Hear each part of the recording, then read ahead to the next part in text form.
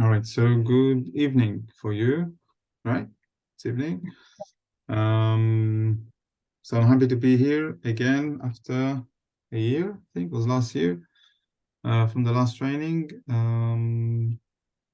And to start to like a pre-training meeting just to discuss a little bit or talk a little bit about the VML as a method, about the training course, or what we're gonna do in the next, like in a month from now, exactly, and to answer your questions.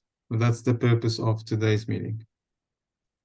好，那大家晚安。那就是距离上次的培训大概已经1年多。那今天的那个就是培训前的这个会议呢，主要就是会稍微介绍一下 VML，然后讲一下我们培训的整个课程的结构，以及最后就是回答你们如果有任何问题，因为这是今天的 meeting 最主要的目的。OK。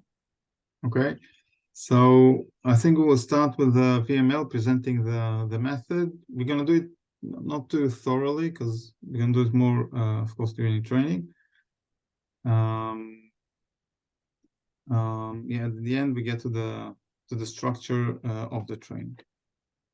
OK， 然后所以我们就开始就是简单的介绍 VML， 不会讲的很深入，因为到培训的时候我们会讲深入一点。OK。Let's share it. Yep, there we are. So the VML.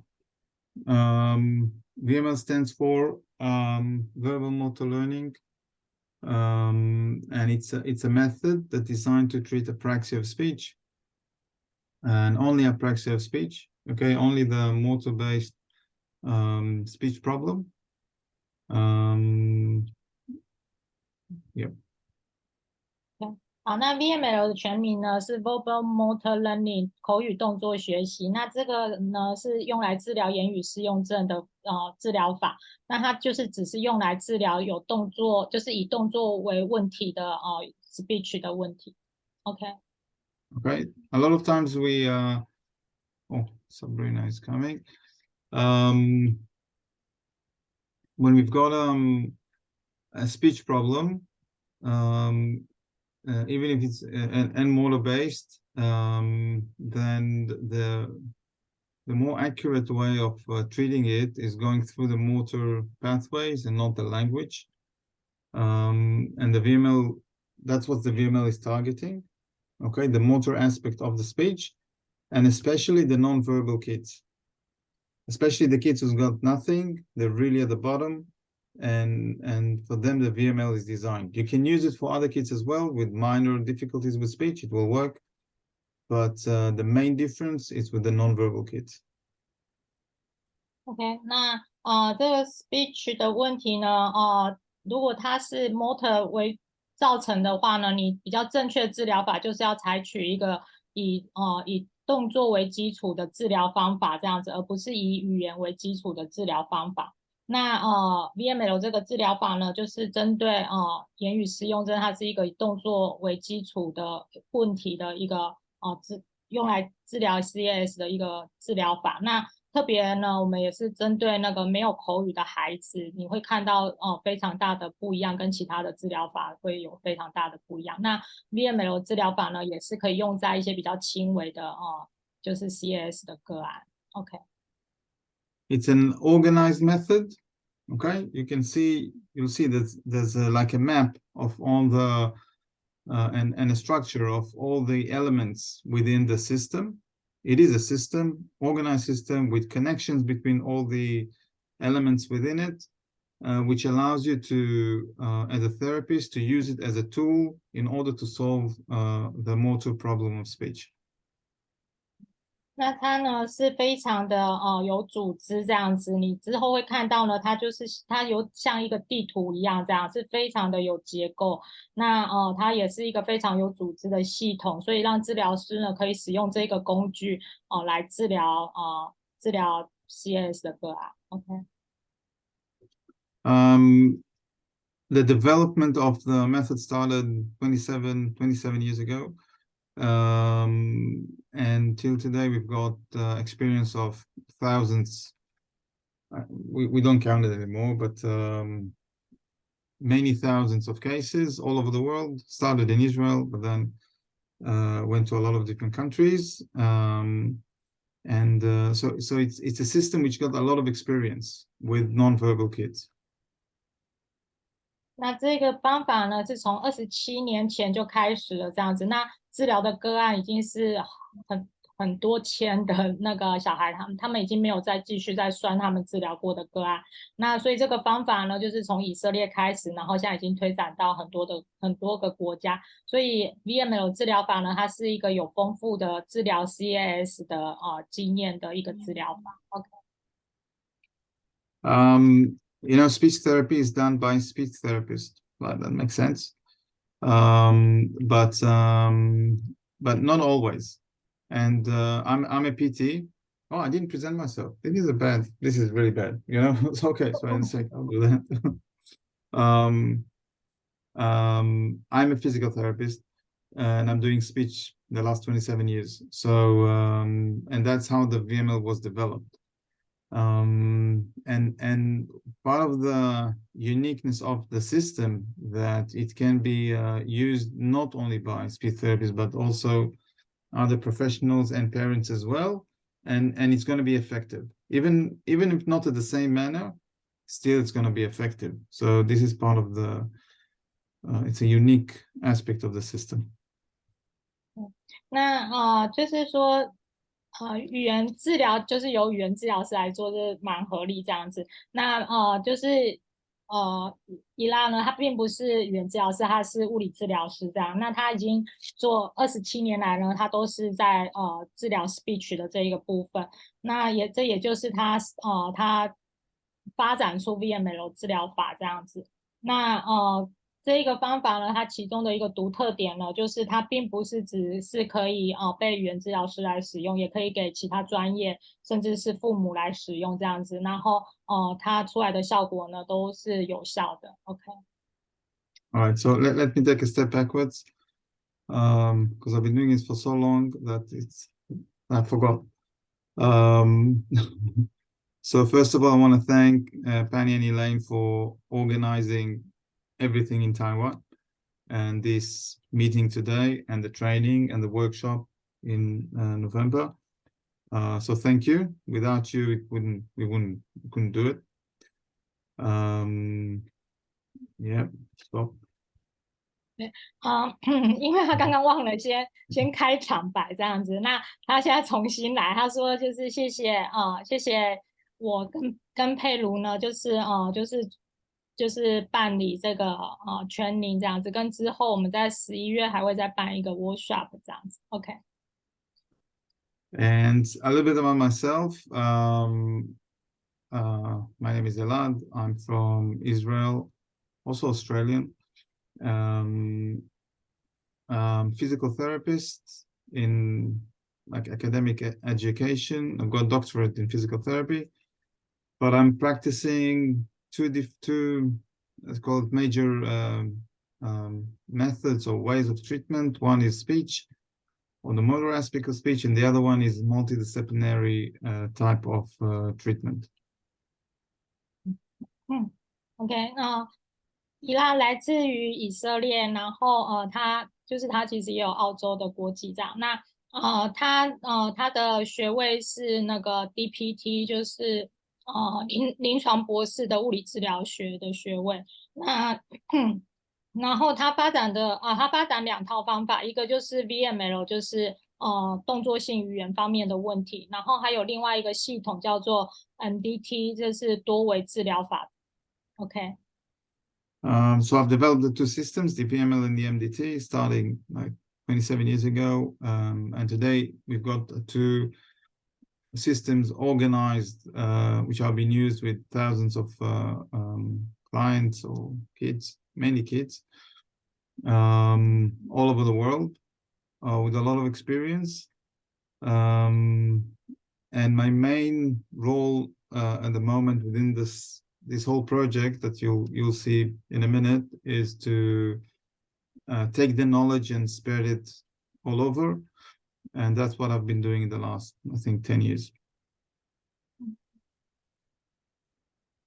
那我就是已经发展了这个 VML 治疗法已经27年了。那已经治疗过呢上千，就是很多千个孩子了这样子。那也将这个方法就是推展到世界的很多个地方。那我这10年来呢，我就是把这个知识呢，就是不断的就是往外推出去这样子。OK。Okay, on a personal note, married, my wife is a professor in the university, Haifa University in Israel, and I've got 3 kids, one in the army now, in the Air Force, and the other 2 playing water polo in the national team, and they're really good. And I've just joined. I'm now I'm the head of the scientific unit of water polo in Israel, and we're doing a lot of research about water polo. So that's a new thing. I didn't have enough things to do, so I joined the water polo area. Yeah. 那我讲一些关于我自己个人的，就是我的太太呢，是以色列的那个海法大学的教授这样子。那我有3个小孩，一个小孩是从军，然后有2个孩子呢是在国家的水球代表队这样子。那我同时呢也加入那个水球的一些科学的研究这样。OK。All right, back to the VML. So it serves mostly apraxia of speech. We work mostly with children, but also it can serve adults. We've got few patients here in Israel after stroke that we're working with them, and it's really good for them. But our main focus is the kids. And but you can also take it, the techniques, the ideas, the principles, you can take it into other speech problems. And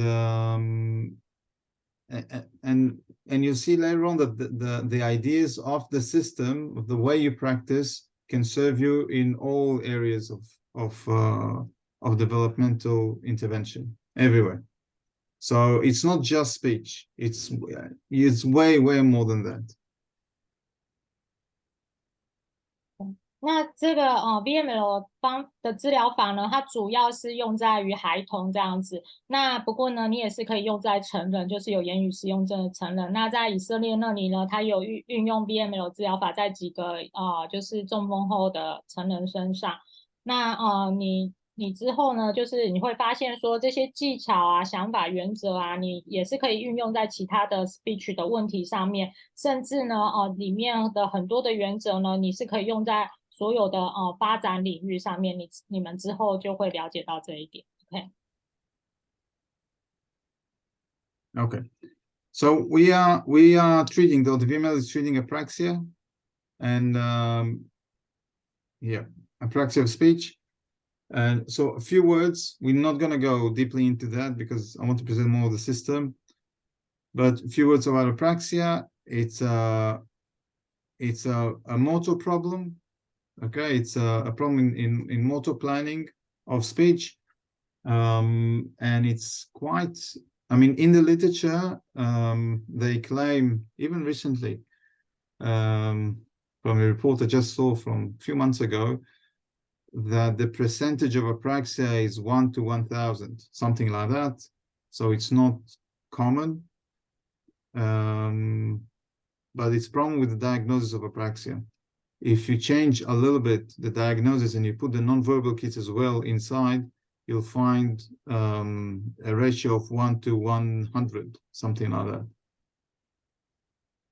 好，那我们稍微介绍一下CAS，但是不会深入。那CAS 就是 apraxia 呢，它就是指它是有动作问题的，然后就是在 speech 上面有动作计划问题。那即便是最近的文献呢，他们认为说呢，有 CAS 的个案的人口比例呢，大概是1:1000这样子。那可是就是表示说，其实并不是很常见，但是呢，这是因为出在CS 的诊断上其实是有问题的。如果呢你把没有口语的孩子纳入呢，那这个比例可以来到说100个孩子中有1个有 CS。OK。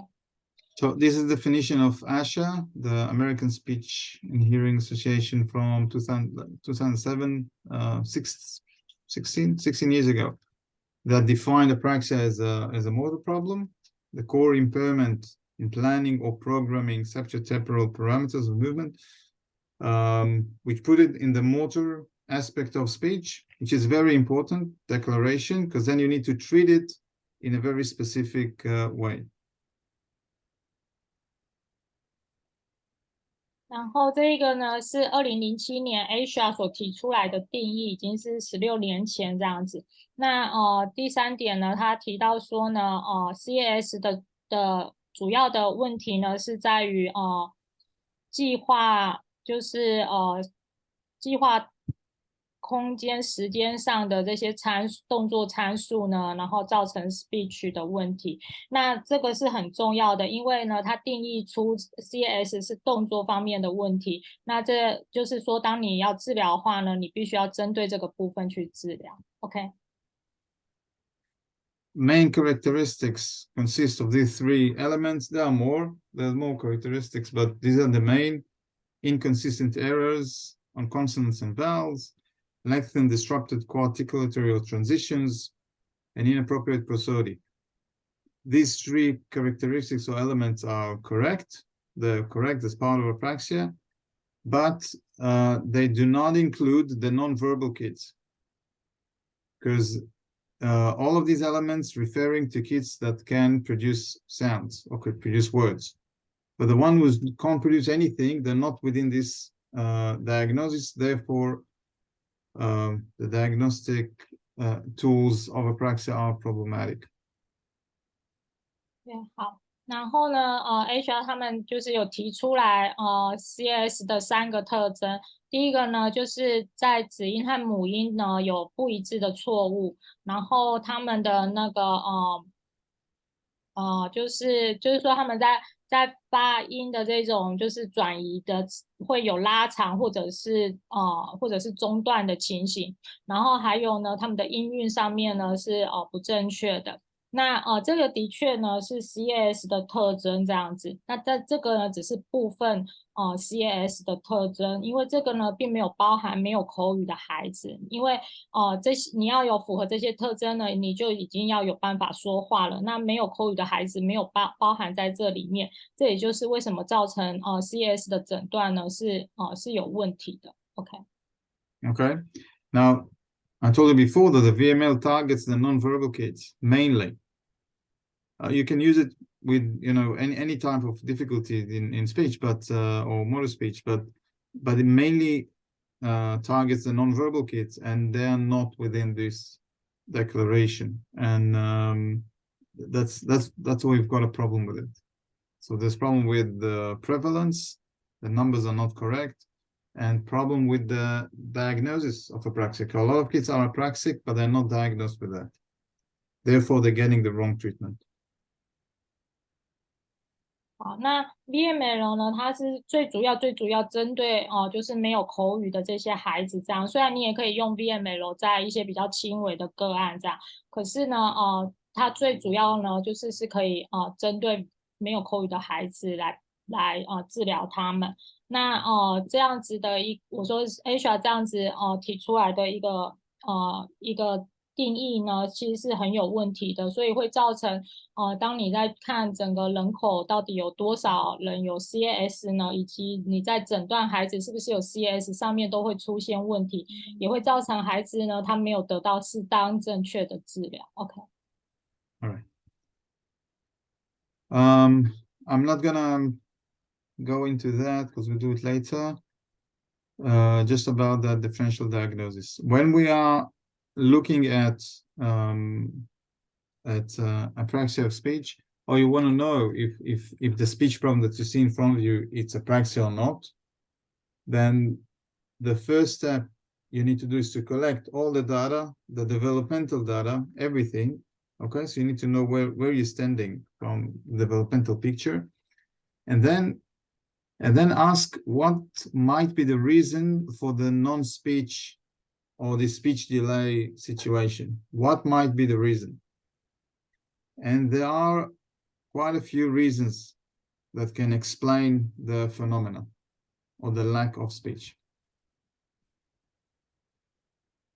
好，那我们呢稍微讲一下鉴别诊断，但是我们不会深入。那就是说，当我们要做鉴别诊断的第一步呢，我们必须要收集所有的资讯这样子。然后呢，我们需要去问说，为什么会造成孩子呢他没有口语，或者是口语是迟缓的这样。那这些可能的原因呢，其实是有很多这样子，你需要接下来需要去排除。OK。So we can find here, I wrote 18, yep, 18 options: anatomic disorder, hearing, mutism, communication problem, dysarthria, vocal cord damage, expressive language, and so on. And apraxia, of course, it's part of it. Can be epilepsy as well. It can be something else that we don't know. And then you screen through all the options and say what's for sure it's not, this is not the reason, and you put it and you cross it out, and then you get left usually with 1, 2, or 3 options that can explain the phenomena. For them, you go deeply, you try to dispute them, you try to understand if this is the real reason, and then you can decide what's the highest probability for this, or what's the highest wait a sec. What's the most probable cause for this phenomenon? After you decide that, you can start the treatment. This is the process of differential diagnosis. 对，好，那这里呢列出了18个可能的原因这样子，然后呢，其中包括像是解剖上的问题啊、听力的问题啊、缄默症啊，或者是有沟通，或者是纳吉啊、声带的损伤啊、表达性语言啊，然后 CAS 啊，或者甚至是癫痫这些问题。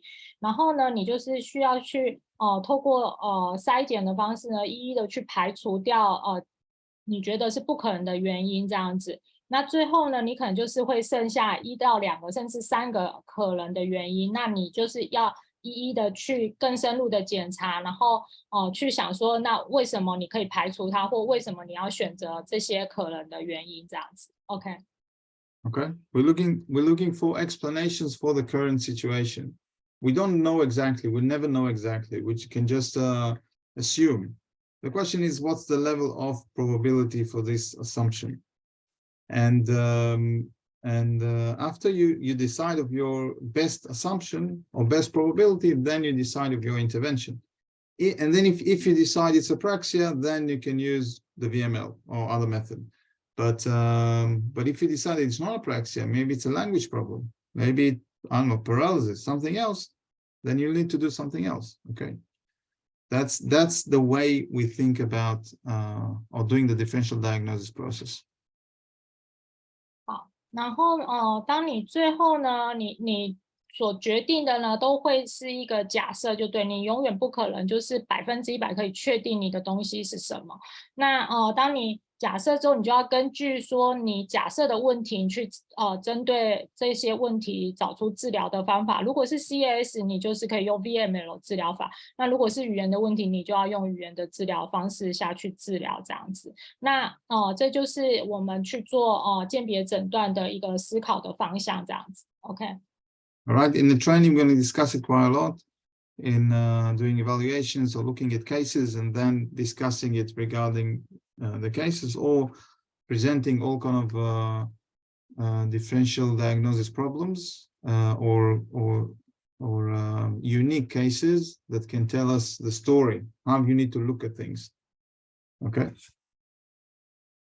那当我们培训的时候，我们就是会深入的探讨怎么做鉴别诊断。我们会透过就是做评估，然后做个案分析这些的，那来教大家怎么做鉴别诊断。那甚至有些呢很特别的一些个案呢，他会告诉我们一些故事，这样子让我们就是更深入的了解这个部分。OK。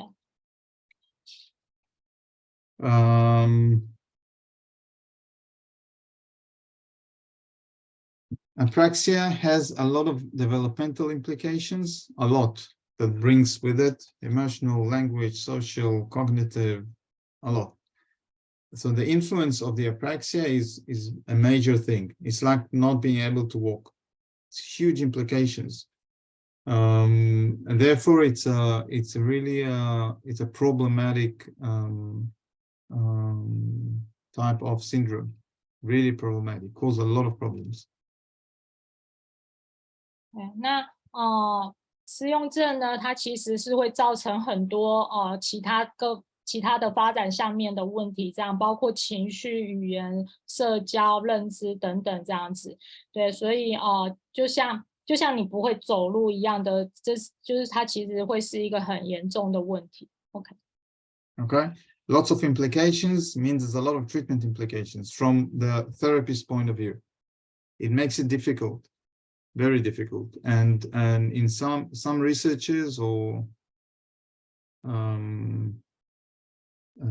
of therapists, but at the highest level, okay, the one at the top of the pyramid, define apraxia as something which is very difficult to treat. This is the definition of the problem, which is a wrong definition. You can't define something by its severity, but because you don't have the tools. But this is how they treat it, as something that is difficult to treat. That a regular treatment is not efficient. No, it's not good enough. That shows you the difficulty, and therefore a lot of implication from the treatment point of view, what we need to do in order to change the situation. It's not a regular intervention. It needs to be something different, and that's what the VML tries to bring in. 那CAS 的治疗呢，其实是非常的困难。那甚至呢，有非常就是顶尖的治疗师呢，他甚至定义 CAS 呢，是一个很困难治疗好的一个问题。这样，那基本上其实你不能够用这样子的定义来定义 CAS， 可是呢，它的这个定义显示出呢 ，CAS 是一个非常难治疗的一个问题。那也就是表示说呢，你一般的治疗法呢是不够有效的来治疗 CAS。那我们呢就是会教大家，就是说我们要做些什么呢，来达到治疗的效果。OK。All right. There are not a lot of treatments, methods around the world for apraxia. Not a lot. If you compare it to language or to reading, walking, these type of things, you'll have way more methods and tools. For the apraxia, it's quite limited. One of the biggest one is the prompt method worldwide, the OPT, Nuffield from UK, REST from Australia. ABA is a behavioral intervention, and the VML, it's new when you compare it to the other things. It's quite new. It's only been trained for 15, 16 years, 18 years actually, 18 years since we started training, first training. But in the professional world, it's quite new, but now it's growing, and hopefully it's going to be the leading one.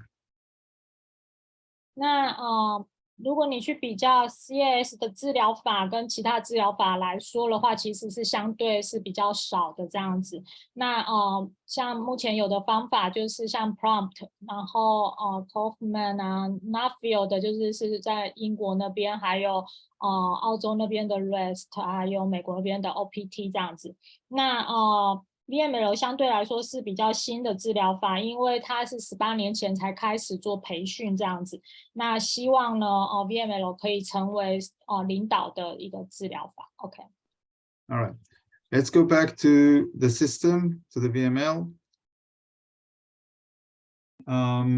First of all, we said before, we've got two systems, the VML and the MDT, and VML is for speech, MDT is a multi-dimensional therapy. It's a mothership, big system. So the VML is actually a private case of the MDT. It's part of it.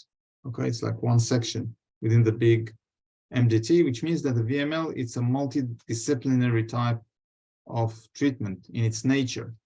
It's not just focusing on the speech, it looks at everything.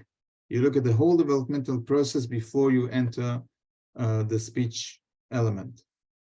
Okay, you're not doing only speech. You're looking at everything. You focus on the speech, but you're looking at everything when you practice speech. 那接下来我们来看 VML 系统的特征。那 VML 呢，它是呢MDT， 也就是多维治疗法的其中一小部分这样子。MDT 是一个很大的一个系统，是跨专业的。那也就是说，当我们在就是说在治疗我们在使用 VML 的时候呢，我们并不是只是看 speech 的部分，我们会看整个孩子的发展的所有面向这样。OK。All right. Another important character of the VML is that it's got two different sides. One is more mathematical, algorithmic, very, very accurate, or striving for accuracy. And the other side is very dynamic.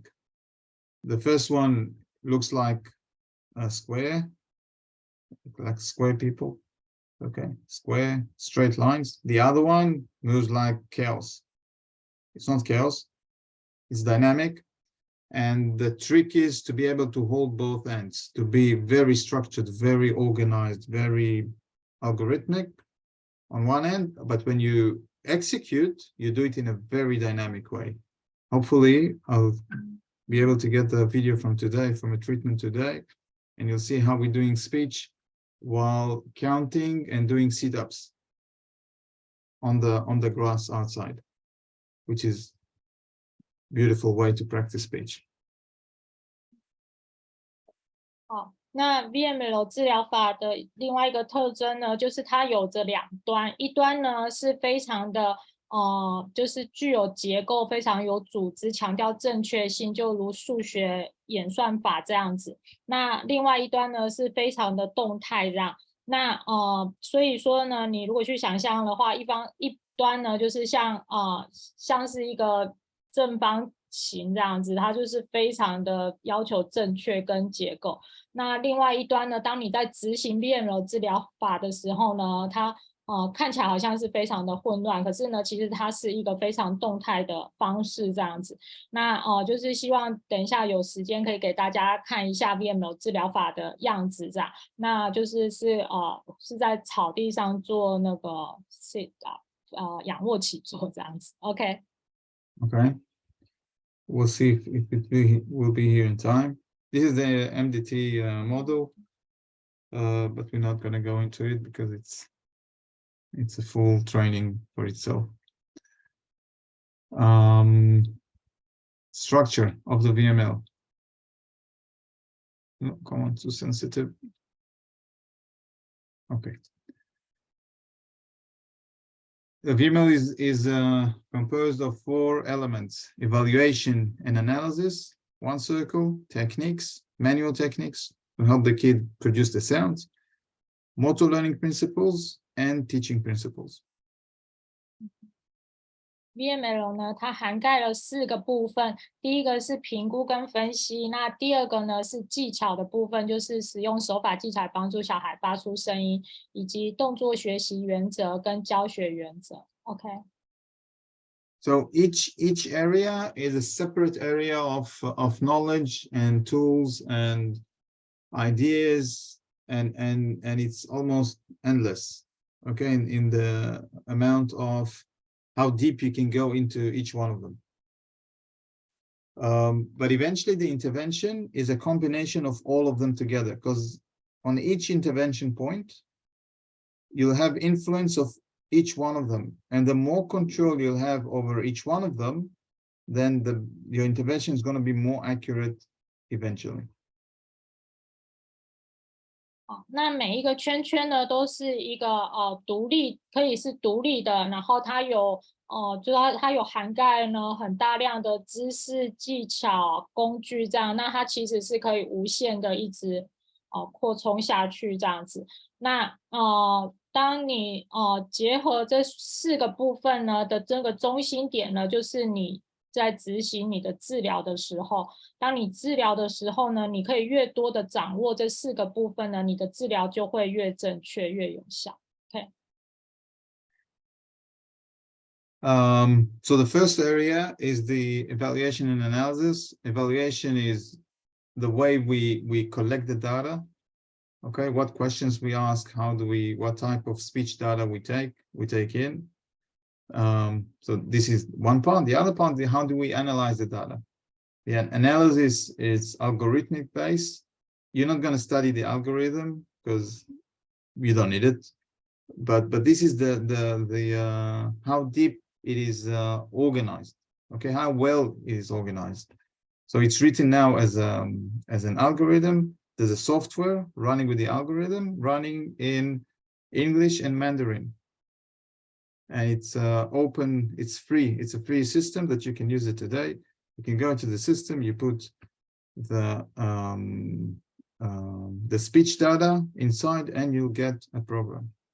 What you're going to learn in the training is how to think in this way and set your program quite quickly. In less than a minute, if you see the data, you'll know what to do. 好，那VML 的其中第一个部分呢，就是评估跟分析。那评估呢，就是你要去收集这些数据，包括你评估的时候要问的问题，还有你要收集哪些speech 的数据。那等到你就是收集完之后呢，你接下来就是要做分析。那VML 的分析呢，它是基于一个非常有结构组织的演算法这样子。那这演算法只是要让你看出来它是多么的就是说多么的正确、深入跟组织这样子。那你们并不需要学怎么去做这个演算法我们呢已经有发展一个软体呢，它就是可以让你将就是你的这些数据进去之后呢，它就帮你产生出你需要做的目标跟方法这样子。那可是在 training 的时候呢，你是要学习呢怎么用你的头脑去思考、去分析这样子。所以在你 training 后呢，你可以在1分钟之内呢，你就会知道你该怎么做。OK。Right. It just it shows you how the level of thinking. I mean, it's not just you practice, you do what you used to do, or you use the techniques, or use it. No, you collect data, you analyze it, decide, then you practice. And you need to analyze it to understand the logic behind the data. It's like in high tech, I think. 然后，所以呢，就是说你是需要去先收集资讯之后，你是需要去分析的这样子，然后去了解到你看到的这些东西，它背后的逻辑是什么，然后你再去做决定你要做的治疗是什么。OK。Okay, the second one is the hands-on techniques. And when you see VML videos, that's what you see. You see the techniques, you see the touching around the mouth, helping or prompting the child to produce the sounds, which is similar to the prompt method, though different, but similar. That's what you see from the outside. We've got around 300 techniques at the moment for all the sounds, and or not just sounds. But actually, it's not the main thing of the system. Okay, the techniques. It's important for some kids. It's crucial, but it's not the main thing. The main thing is the other sections. 然后在 VML 的第二个部分呢，就是手法技巧的部分。那当你看到就是之后给你看的一些 VML 治疗的影片呢，你所看到的呢，就是治疗师他怎么样透过手法，然后来诱发孩子发出一些语音这样子。那所以从外表来看呢，你会觉得说，好像就是这个就是 VML 治疗法，好像跟 prompt 治疗法是很像的。那其实是不一样的。那VML 的治疗法它涵盖了286个技巧呢，它们很重要这样，但是它并不是 VML 治疗法中最重要的东西。最重要的东西呢，是其他的。OK。Motor learning principles. That's the next section. So this is knowledge coming from the area of mainly sports, but also dancing and and music as well. When you learn new movements, there's a lot of knowledge there. There's a lot of principles there. We cut out around 20 principles, which each one of them you can extend. Well, it's a big wealth of knowledge for each one of them, and there are more, way more than these 20. But if you control these 20 and you know how to apply it into the speech treatment, then you're in a very, very, very good place. 对，然后在 VML 的第三个部分呢，就是动作学习原则。那这些动作学习原则呢，主要就是来自于运动方面，还有像舞蹈，还有音乐方面学习一个新动作这些的知识这样子。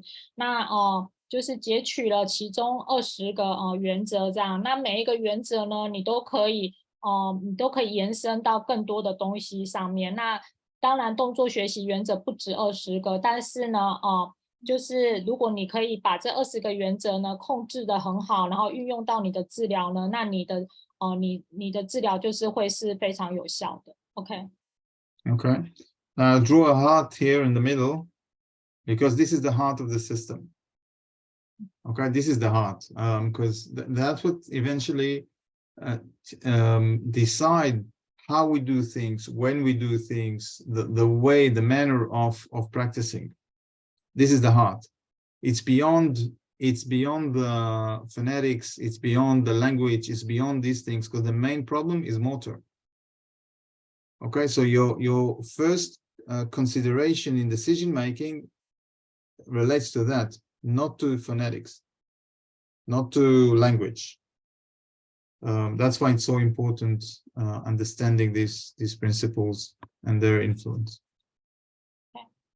那他画了一个爱心呢，在这个上面呢，表示说呢，要你们记住这个是VML 的一个核心，它的核心是动作学习原则，因为呢，它帮助你去做决策，去了解说你到底要怎么样去执行，然后你要什么时候做什么事，然后你执行的方式要怎么样。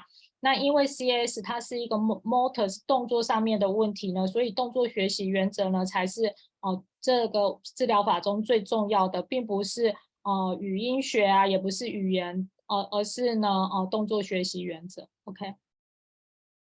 The next side is the last one, the fourth one is the unique teaching principles. So we count 20, like the motor learning principles, and the place of these principles within the treatment is very, very, very important. It's not unique for speech, because you can use all of them in all other areas of treatment, but especially for speech, they are highly important because of the complexity of the problem. 那再来呢，这个独特的教学原则呢，就是 VML 治疗法中的第4个部分。那这里呢也列出了20个教学原则。那它呢并不是就是说特别针对speech， 它其实也可以应用在很多其他的治疗领域上面。那但是呢，针对speech 的治疗呢，这些教学原则是非常的重要，因为你所面对的呢是一个很复杂的问题。 OK. Okay, so this is a map of all the principles. It's a lot.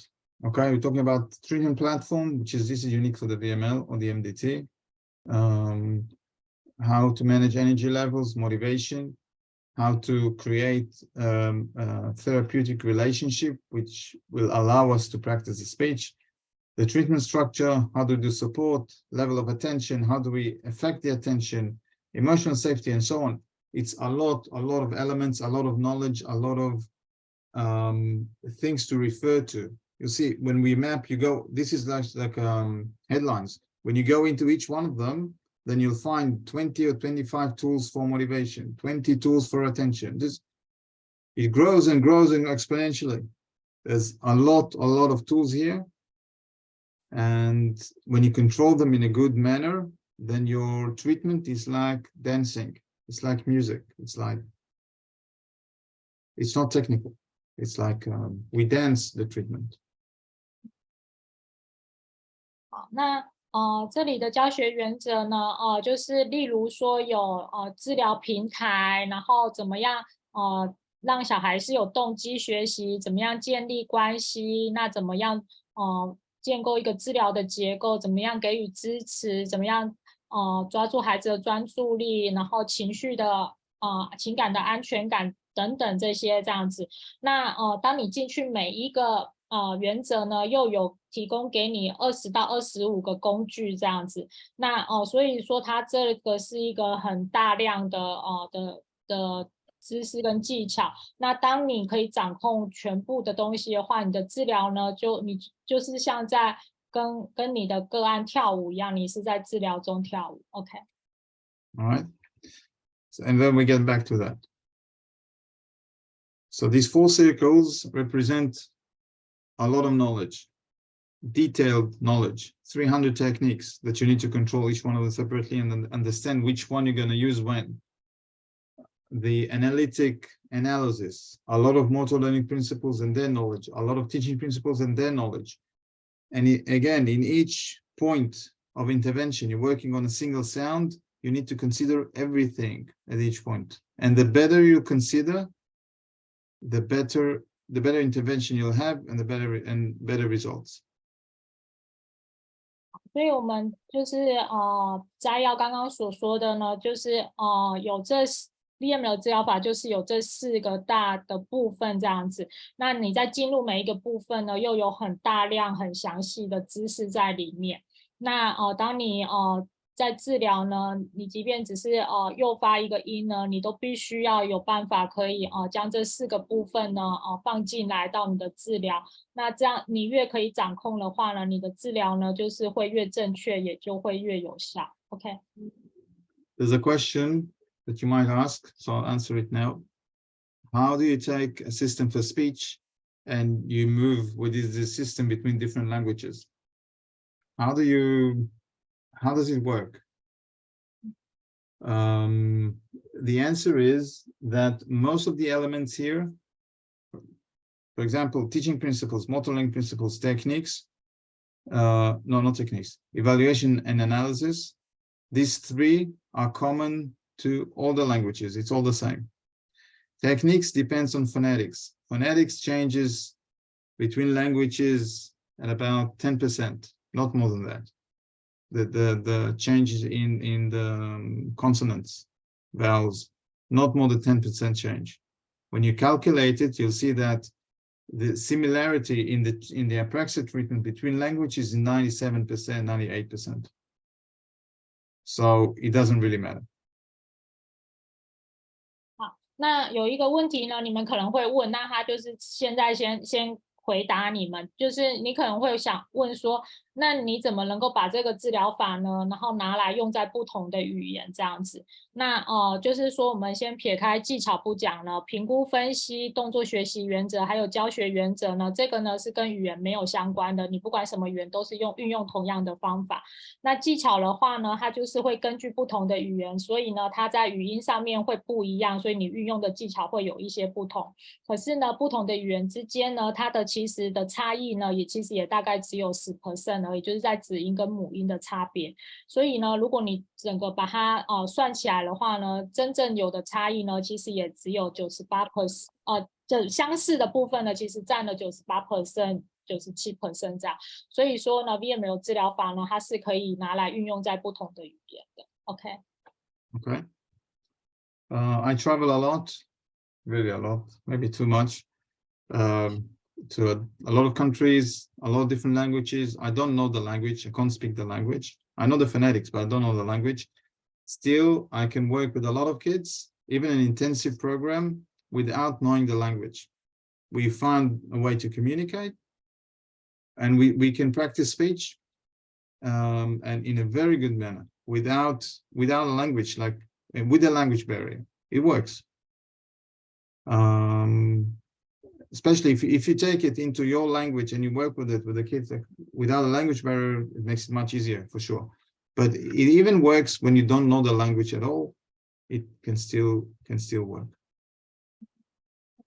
那我呢到处去旅行，我去了很多个国家，然后我就是有去帮助当地的孩子做密集的治疗这样子。那其实我并不知道他们的语言，我不会讲他们的语言，可是我知道他们有哪一些语音这样子。那即便我不知道他的语言呢，我仍然可以用这些的方法原则呢，然后可以跟孩子呢，就是治疗上面呢是非常的好的，就是非常的流畅这样子。所以呢，就是说，即便你不知道语言，你只要掌握这些原则呢，你其实是可以做一个很好的治疗。那当然，你知道语言是最好的。OK。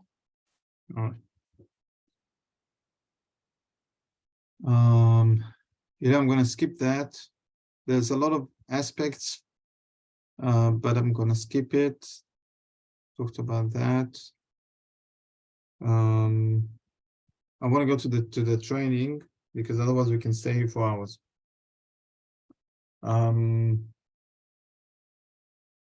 Let's see if we've got something here. You know what? A little bit of research. So it's a young system and it's narrow a bit. I mean, we've got therapists all over the world, but not a lot, not like the prompt or the OPT. And the research is also narrow. We've got around 12 or 13 articles or chapters in books that were published. So there is research, there is things that have been done. There's another article that needs to be published soon. I need to finish it, but the research is done. And there's plenty of ideas for research.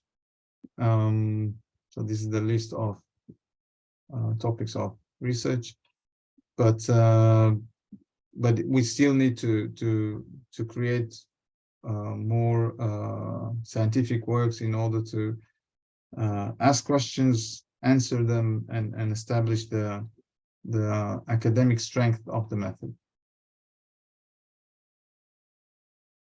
好，那VML 系统呢，它其实还是一个很年轻的系统，并没有就是跟其他的治疗法来说，并没有很多的治疗师已经学会这个系统。那在研究方面呢，其实也还不多这样子，就是大概有12、13篇的文章，还有包括就是书本这样子的章节在已经出版这样。那目前有一个文章已经研究好了，就写好了，但是还就是准备等着出版。那其实还有很多的研究呢，就是想要做的研究，就是都还没有做这样子。那这是就是需要在努力的地方，所以我们需要问更多的问题，回答更多的问题，然后来加强我们在就是在学术上面的一个强度。OK。This is the last one, but I'm not gonna go through it. Let's go to the training.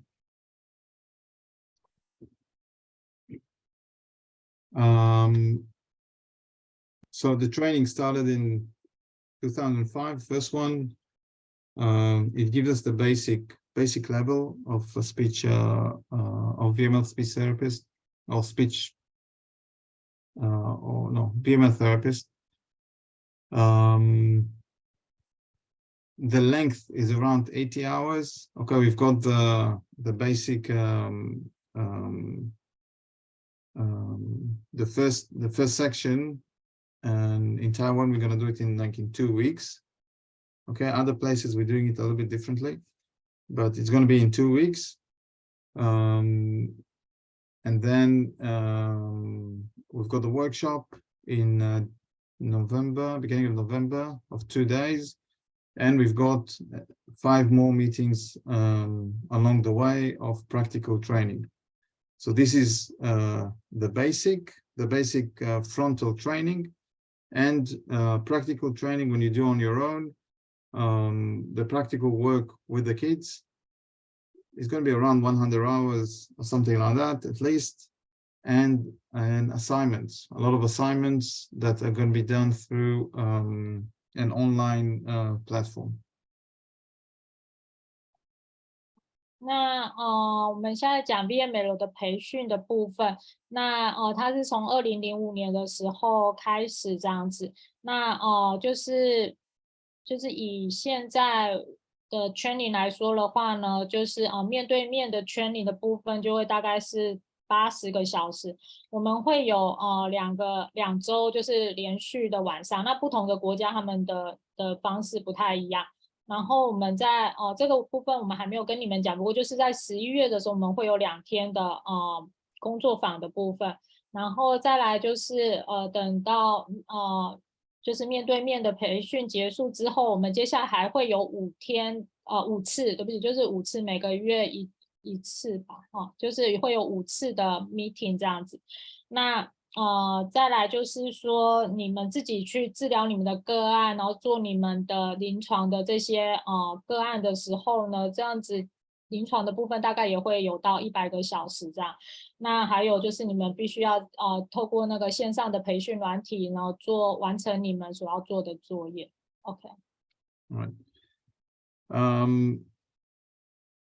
The goals of the training of this whole process, which are going to take us about a year, I guess, maybe less, maybe 10 months, for the whole process, is to put the first layer of knowledge regarding the VML. You won't be able to capture everything in 1 year, not doable. I can tell you that from experience. I've been teaching it over 50 times, 52 times till now. The same training. It takes time to get control over all the elements. It takes a lot of time. But at the beginning, you'll get the first layer, and it gives you enough strength and tools in order to make a change. Even at the beginning, even with the first tool that you're going to acquire, it's going to change. It can change the way you practice. Okay, but it's only the first layer. After that, you need to continue practicing. You can come for another training and another one, and gain more knowledge and get deeper into the other layers of knowledge in order to be more and more to be stronger with this type of practice. 那就是完成这整个 VML 的培训，大概需要花10个月到1年的时间这样子。那就是从他52次，他已经大概办了 training， 大概52次的经验呢，他知道你们当你们整个完成之后呢，其实你们只是铺上第1层的知识技巧这样子，你没有办法呢，就是记住应用所有他教过的东西。那这是需要很多的时间来累积跟练习这样。所以呢，你们就是之后呢，也可以再次的参加培训就对了，就是参加过的人，你们之后如果是线上再次参加都是免费的，这样你们可以再次参加。那所以说你就是会帮助你们再铺上第2层、第3层，让你整个技巧这些更充实稳固。但是呢，即使你才完成第1周呢，你其实就可以在你的治疗上呢，就是看到很大的改变。OK。What we're gonna study in the whole training is these 4 groups of knowledge. How to evaluate and analyze techniques. We'll start with the techniques, motor learning principles, teaching principles, and you get more and more tools or elements of knowledge regarding these areas. And what you'll need to do eventually is to put them together within the within your practice. It will take time, but you'll learn how to do it. There's no protocols. You're not gonna learn any protocols that in this situation do this, in the other situation do that. No, because it's more complex than that. You need to analyze each situation separately and then decide how you work with it. 所以在这个 training 呢，你就是会学到我们刚刚讲的那4个部分。那就是评估、分析技巧、动作学习原则跟教学原则这样子。那你们呢，并不会给你们像有一些像菜单还是什么，就是告诉你们说如果是遇到这个你就用这个，遇到那个你就用那个，不是，因为你所面对的问题是比较复杂的问题，你必须是需要经过思考分析，每个个案你都需要经过思考分析之后决定你要怎么纳入这些东西，那就是呢，你们最后会知道要怎么样将这4个东西呢结合到你们的治疗中。OK。Okay. All right. You know what? Let's see a few VML treatment videos just to observe and to feel how it looks like. And then things will open for you to ask questions. OK， 那现在我们来看几个 VML 治疗的影片，那只是让你观察，然后去感觉 VML 治疗法是怎么样。OK。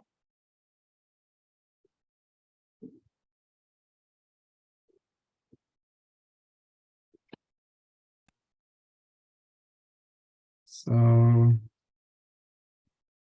let's start with Ava.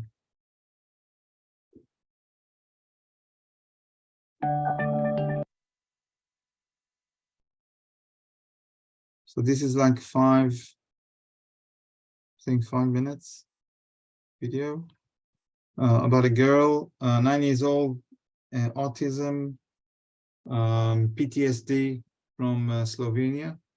Very difficult case, non-verbal, very difficult. That we started working February 2017. Her mother was the main therapist, and in this video you'll see the process, and it was done by her mother. So you'll see how where it goes. 好，那这是一个你们要看到个案呢，是一个9岁有自闭症的女孩。那她同时呢有那个 PTSD， 就是创伤后症候群。然后她是在斯洛维尼亚的一个个案，她是一个非常非常困难的一个个案，没有口语。那是从2017年的2月开始治疗。那最主要的治疗师是她的妈妈，就是你会看到她整个过程，那就是由她妈妈来治疗她。All right. And Elaine, I think you can, during the video, you can go, give the translation of text or things that you see if you want to comment on it. We have without me doing it. We have a Mandarin one. I have already Really? translated. Yeah. Ah. On YouTube. Is it on my Yeah. It's in my channel, right? Yeah. In your channel. So let me bring it up. Just a sec. 因为这影片我已经有翻成中文，所以我请他找中文版。You're right. I forgot about it. Let's find it quickly.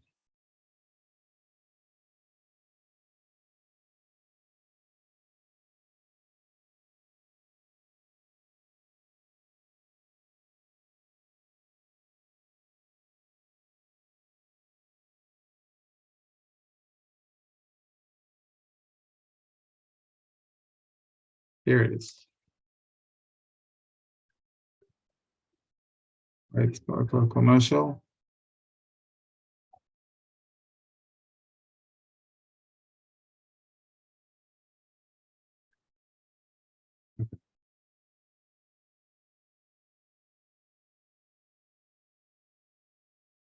But you can still comment.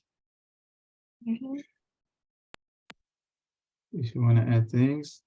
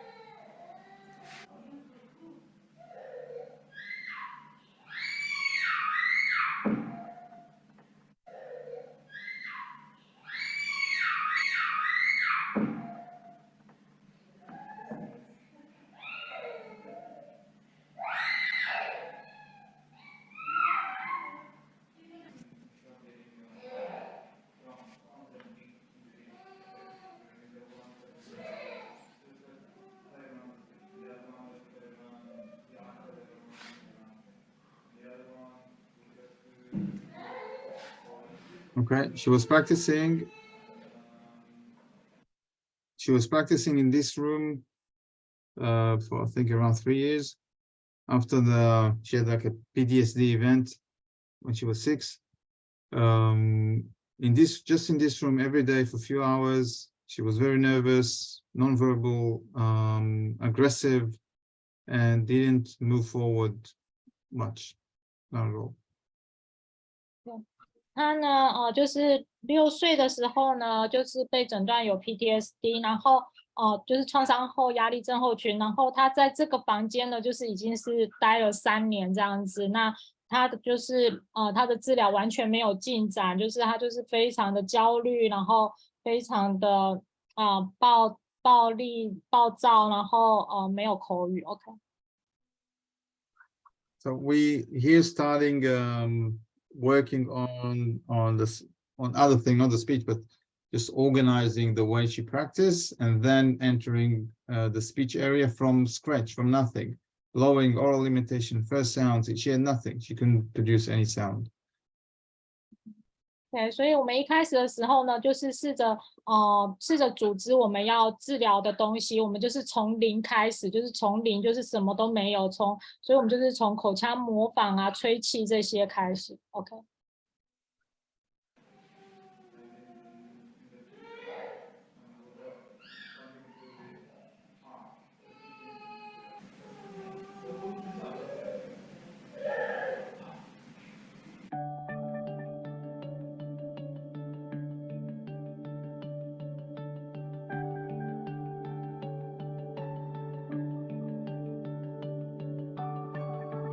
That was a chart at the beginning of sounds, empty. 一开始的语音是空白的。OK。This is the therapist who worked with her at the beginning. It was very good, but then she left us. And she was working with her daily.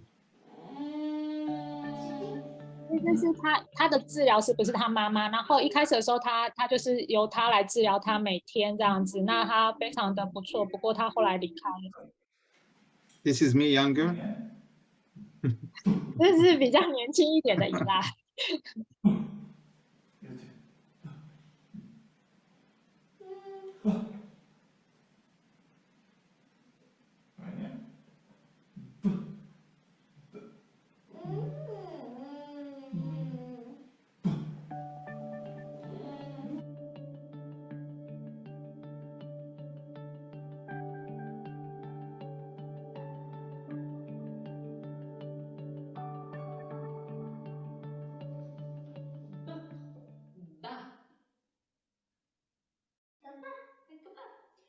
这个是他妈妈。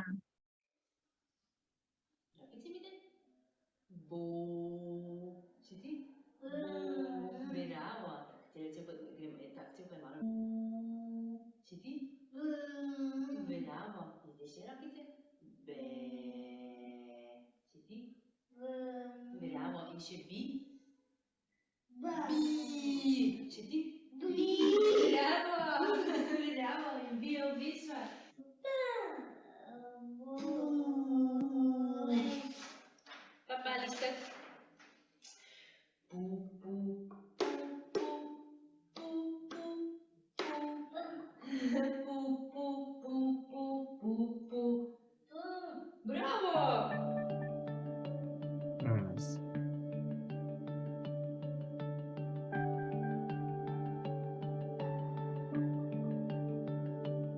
You see the table now growing, more and more sounds, better control, less control, but it's there. 所以你们可以看到很多条。Dei, bravo!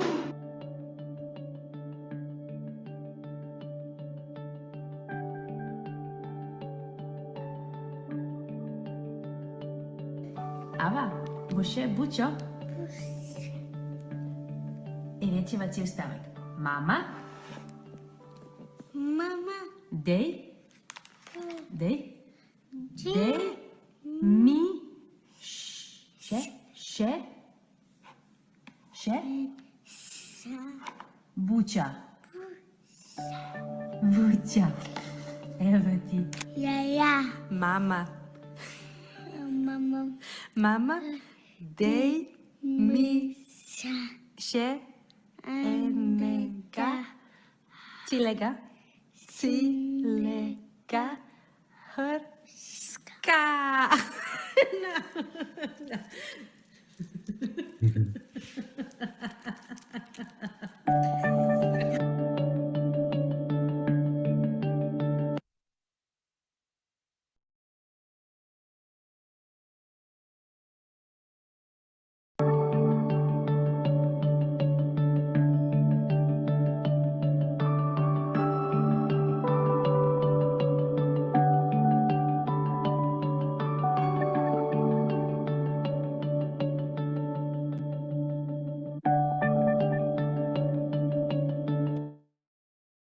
Okay. We're going to stop that. So this is one case. Actually, it's not the regular case of the kids who are treated with the VML, because it's extreme with the difficulty. It's really difficult. For this type of kids, usually you don't try even to go for the speech. It's too difficult. But even so, in a year and a half, 2 years, she was able to produce any sound or any word in Slovenian, and started working on language, on typing, on reading, on things that were like science fiction at the beginning.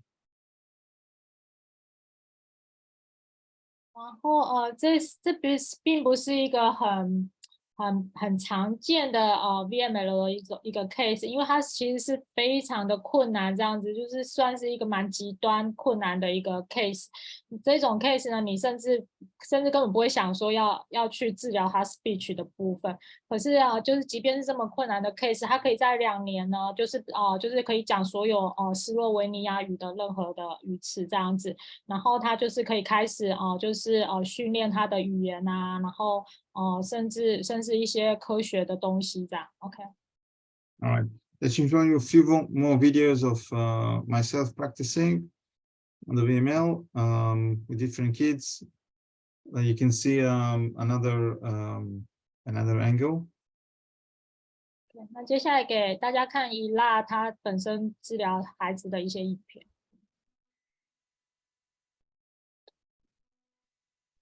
אני מעדיפה שלא, אם אפשר. אז נשאיר את הפתוח. לא, אבל אנחנו נעמוד תכף, אנחנו לא נהיה בזה. So this is Billy Ray. Is a good friend. We worked together for many years. Today we had a session, and it was really good. It was amazing. You're gonna see him a lot during the training, because we're gonna show a lot of things through the process that he's been through. In this video, he's 12 years old, 11 or 12. Today is 15. 好，那这个小朋友叫 Billy Ray， 那他就是伊拉治疗他很多年了，这样子是他的好朋友。那就是他今天的状况呢，就是已经非常的不错这样子。那你们会在 training 的时候看到很多他的影片，因为他的影片呢可以呈现出很多治疗的东西。那这影片上他是11、12岁，那目前现在他是15岁 ，OK。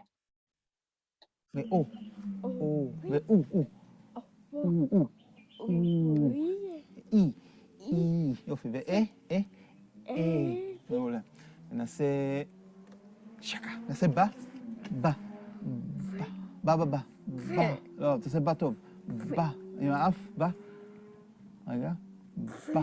לא, איפה הבא שלך? בא טוב, בא. בא, ובוא. בוא. ובוא. ובי. ובי. עוד אחד בי. בי.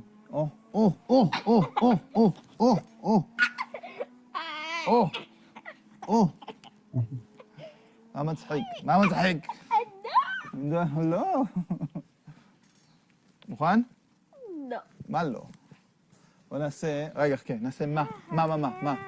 בילי, מה? לא, מה? מה, יופי, ומו.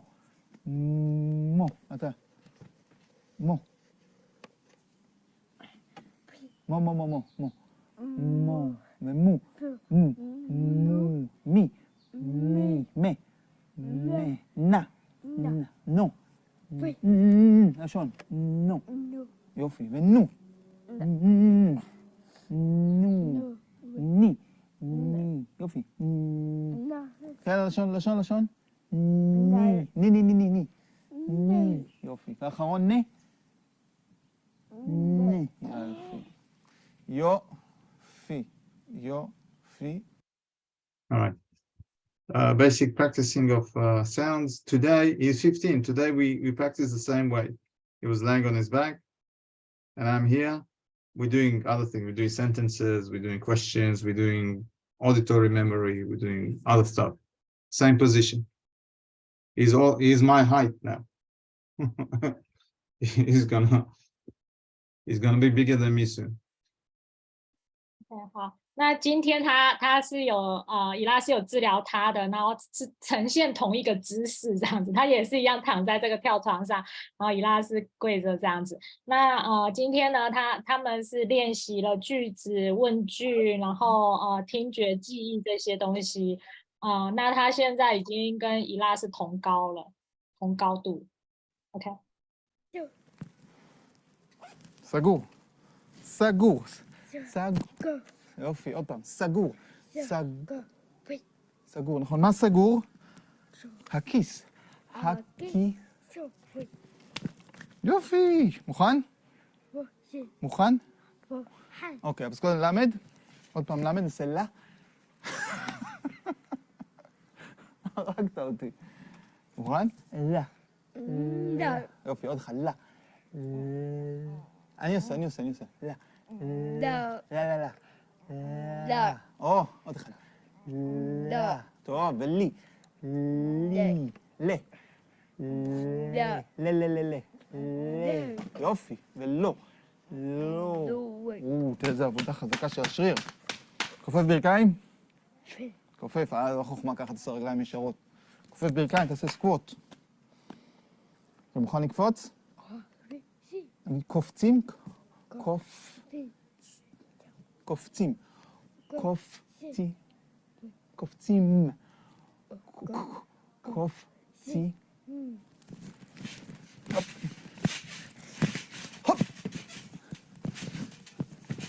If I do it today, he's gonna fly out of the trampoline.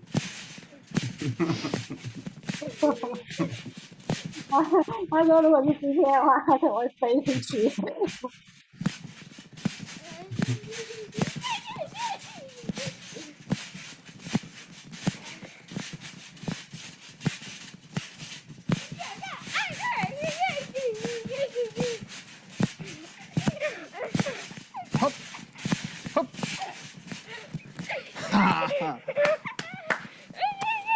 קבוצה טובה, קבוצה טובה. אנחנו קבוצה טובה. מוכן? מוכן? Let's see another one. This one more. Okay, this one with Victor. Or. Let's do or. God. This is another big one. 15. No, it's not 15 here. Here I think it's 13 or 14.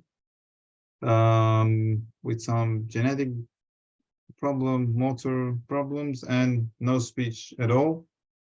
That we started only at the age of 13. Very late. And here he's sitting down and practicing in a different manner. 好，这个孩子呢，他是在影片中是大概13、14岁，然后他是有基因的问题，那动作是有很大的问题，那完全没有 speech， 那他是13岁的时候才开始练习 speech， 就是很晚这样子 ，OK。 רגע, עצור. קום. לא, אל תלך לשם. קום. רגע. קום. לא, אתה לא שם. תהיה איתי. קום. עוד אחד. קום. עם השפתיים. קום. יופי. ועוד אחד.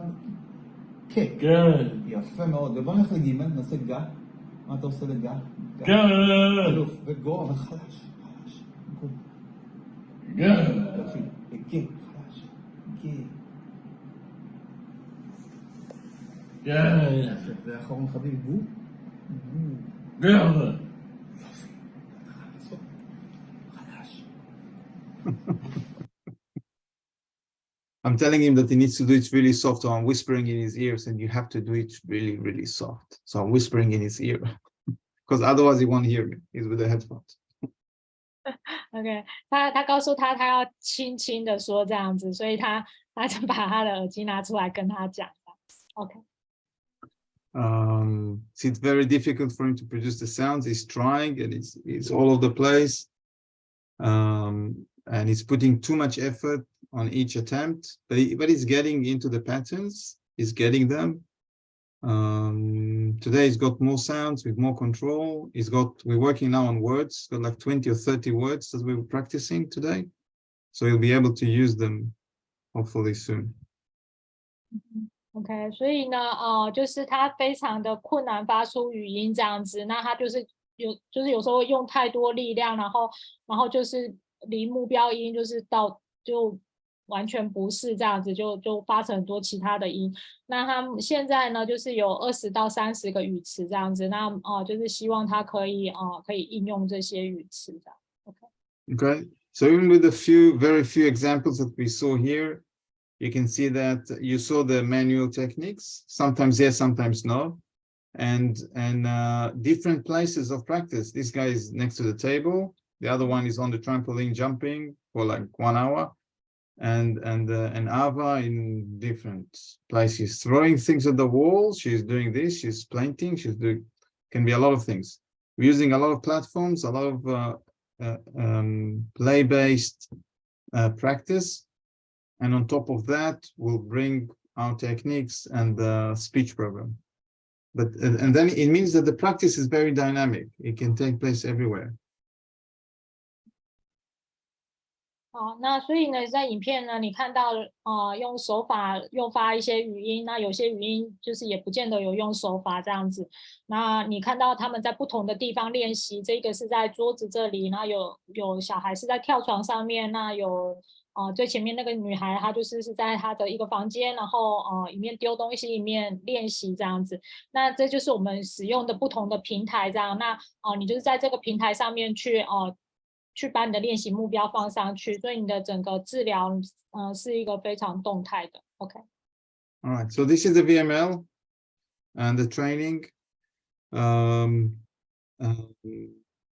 So I hope now it's clearer, a little bit clearer, where we're going, what we're gonna do, what we're aiming for eventually. And I think now it's time for questions.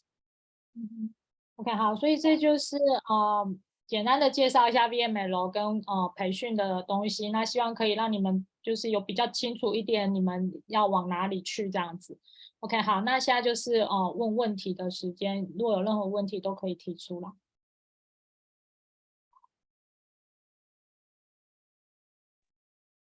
我有问题，就是我旁边有小孩，他可能会有声音这样，就是说我刚刚看老师都会用手势提醒他，然后运用子音加母音的部分，那是不是渐渐的，就是像他那个另外一个女生的，就是那个 autism， 然后 PTSD 那个。到最后就是可以模仿，而不是只有就是用手势的方式，他才可以做动作这样。以上。This is question from Margaret. She is asking.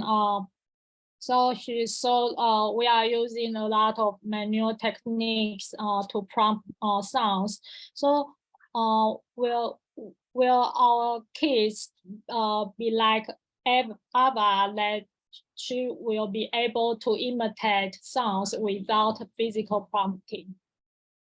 So the physical prompt is just a tool that we use in order for the kids to be able to produce the sounds. The minute we don't need it anymore, we need to fade the prompt. We need to take it away because you can't leave them with the prompts. They shouldn't be practicing it with the prompts. But if the prompt is necessary in order for the kids to learn the sound, then use it. If you don't have to use it, don't use it, because it doesn't need to be there. Okay, the minute you can take it out, it's out. Okay, Billy Ray today, he doesn't need prompts. I'm not using prompts. He can say any word, not very accurately, without prompt. He's just whispering it. So I'm pressing on his abdominals to increase the pressure. Today we did sit-ups with speech, because during sit-ups you contract your abdominals more, and then his sounds were much better during sit-ups. So we practice during sit-ups. Good practice. So no, you don't stay with it. No. 好，那就是手法的协助呢，就是只是一个工具这样子。如果孩子需要呢，你就用它；如果孩子不需要，你就不要用它。那当孩子需要你的手法协助呢，你就是要慢慢的退除掉你的这些协助这样子。那所以说呢，孩子呢并不会就是一直都需要我们的手法协助。那就是刚刚他说那个跳床上的那个孩子的例子呢，他今天就是也有做他，那他现在就是已经不需要手法的协助在他的嘴巴上面，但是他就是都会讲得很小声这样子，所以目前伊拉给他的协助呢，就是去压他的肚子来帮助他用多一点气流，可以讲大声一点。那像他今天呢，就是让他就是做仰卧起坐下来发出声音，帮助他把他的语音大声一点这样子。OK。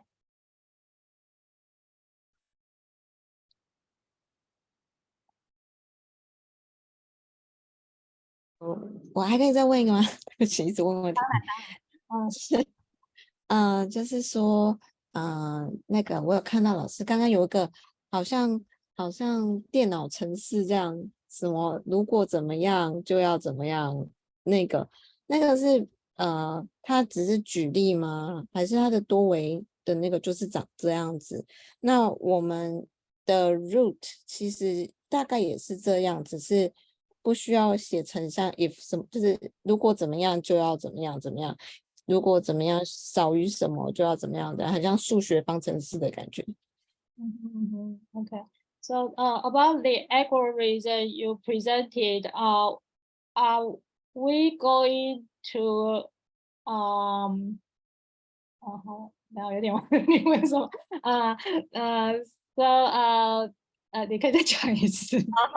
就是说，是不是就是比如说我看到他的那个如果怎么样就怎么样，那这个是不是只是告诉我们说，他可能就是我们的治疗的手法可能就是依循着这个方式，但他是不是我要怎么解释啊？OK， 我不一定要有那个东西，我只是把那个程式放在我的心里面，而不是真的就是电脑上面真的打说我要他怎么样不行，哪一个不行，然后哪一个正确率比较高，然后他就会跑出电脑出来这样子。这样 ，OK，好吧，你。So for the regarding the algorithm, are we going to be able to write it like that, or we just need to to put this in mind, but so she is not sure about the algorithm and how we apply to it. Okay, so I put it there. Maybe I don't need to present it because it's a little bit scary, but I just put it there to demonstrate the level of thinking. But you're not gonna write code, or we're not gonna go into the code. Only we've done it only with the senior therapist. Then we went into the code, into each line, and we started thinking about it. But that's after years of practice. But you will learn how to think in this way.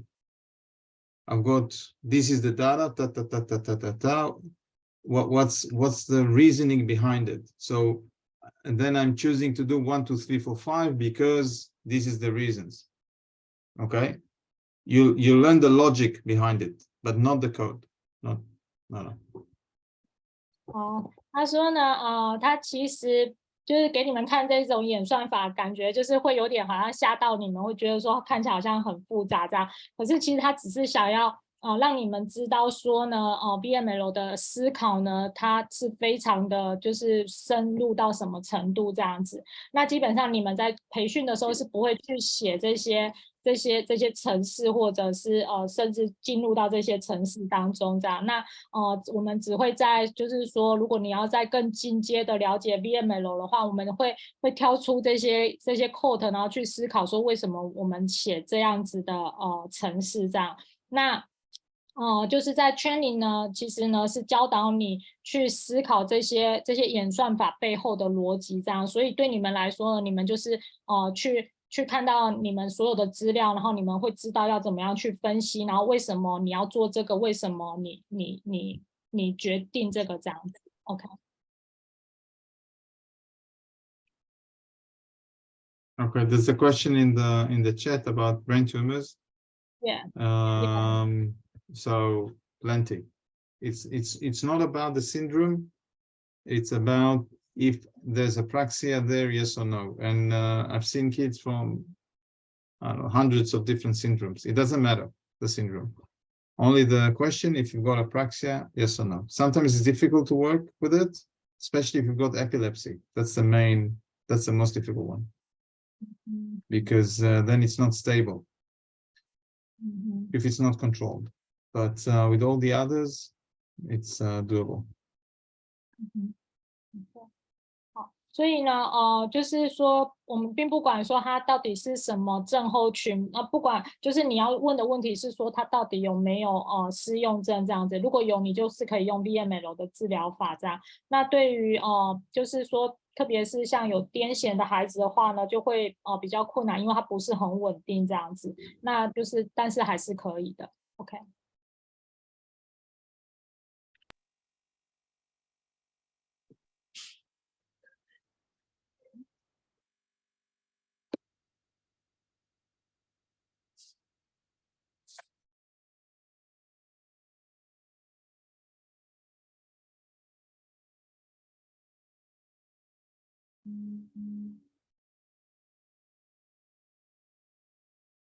More questions.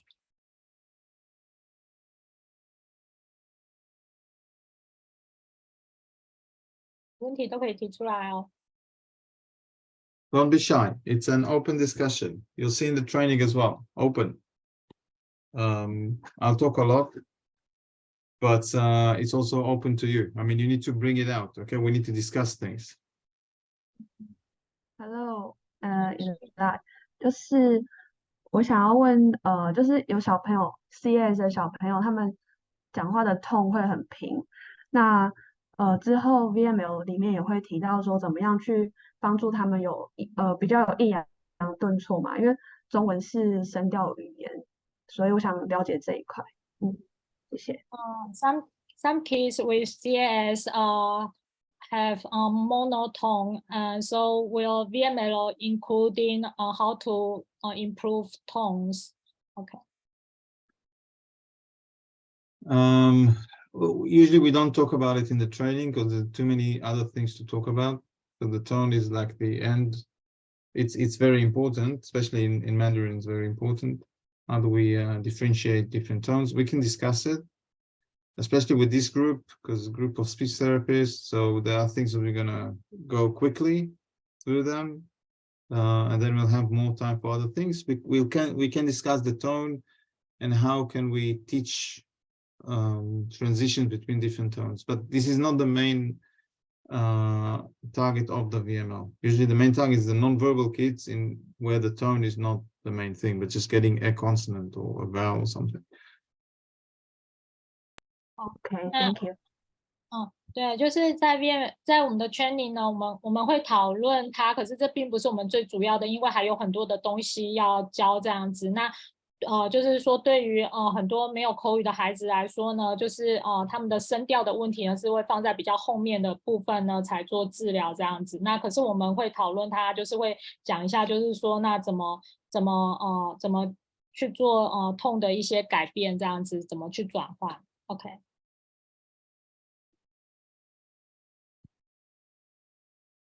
我想问一下，如果是成人中风的 dysarthria，也可以做这个 VML 吗？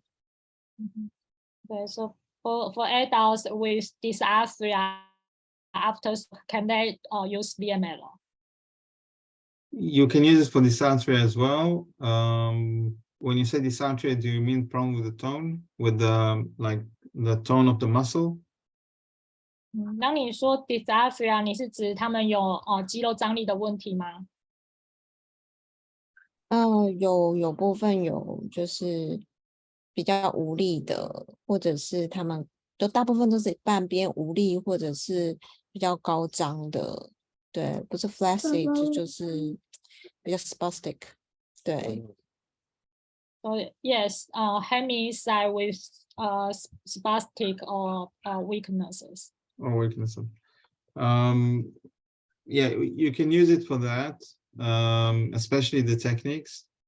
Actually everything, the analysis and everything, though it's not specifically for that, because the VML is more targeting the planning of the movement, and there it's a problem execution because of tone. So you're not really, targeting the tone there, because tone is something different. But it can definitely help you in setting, the way of doing things, the techniques you want to do. You can map the sounds through that. You can set your goals. It can help you organize the whole treatment. Definitely, yes. But you'll need to add more things, because if the tone is the main problem, you'll need to deal with the tone, and that's a different story.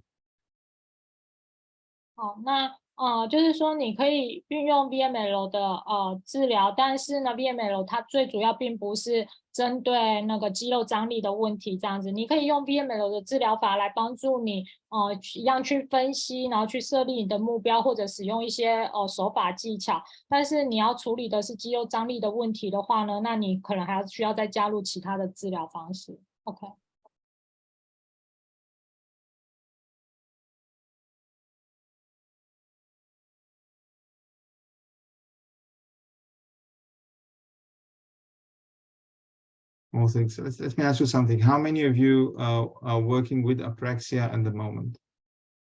好，我们就是来统计一下，就是大家目前有谁有在治疗有失用症的？你们可以打字，就是如果有的话就写有之类的。Rosh, or you can put it in the chat. And maybe even how many kids, if you're working with kids, how many kids you're working with at the moment with apraxia, or adults? OK， 所以不管是成人或小孩，你可以说有，然后几个小孩、几个成人之类的，就是有失用症的个案。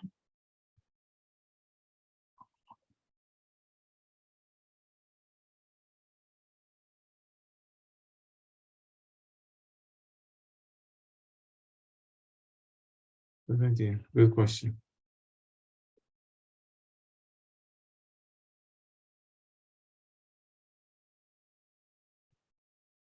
Okay, so someone asked, so Yeah, I saw if it. okay. I'll answer Sarah. It's a good question. If you have aphasia, let's say the receptive is good, the understanding is good, but the problem is with the expression. If you have apraxia, then you can't really test the language, because if you've got a motor barrier, then you can't really test what's the explicit language is. I mean, what's the level then? So definitely first you're going for the motor aspect, and then you ask about the language. Only then. Otherwise, it's not reliable. You won't have reliable answers. 好，他说呢，如果说他有失语症加言语失用症的话呢，假设说他的理解是好的，他说可是你没有你没有办法去说他的表达到底好或不好，你必须要先知道说他在 motor 上面到底是好或不好，就是说他到底有没有 motor 的问题造成他不能表达这样子。OK。 Okay, so continue with Sarah. A lot of kids happen to be autistic, and then they're not verbal. They're usually not diagnosed with apraxia, but for most of them, they're non-verbal because of apraxia, not because they're autistic.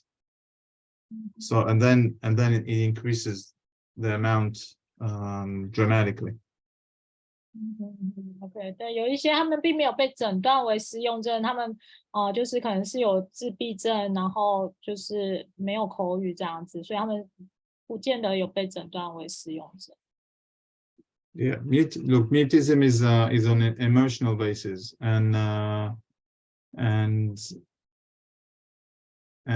you can differentiate mutism from apraxia. If the child is trying to produce a sound and can't, then it's not mutism. And if you cannot blow the whistle or do preverbal skills, then it's not mutism. It's going to be apraxia because it's motor based. You can do this differential diagnosis quite easily, actually. OK， 所以 mutism 也就是缄默症呢，它是情绪上的问题，这样子，其实你蛮容易可以去鉴别诊断 mutism 跟失用症。如果孩子试着发出语音，可是却发不出来呢，那其实就是比较是失用症，而不是缄默症。还有就是说，他如果也合并有像口腔失用症，像说不会吹气这些的话呢，那这样子也比较是失用症。Okay, like I said, most of you are writing 2 to 3 kids. Interesting.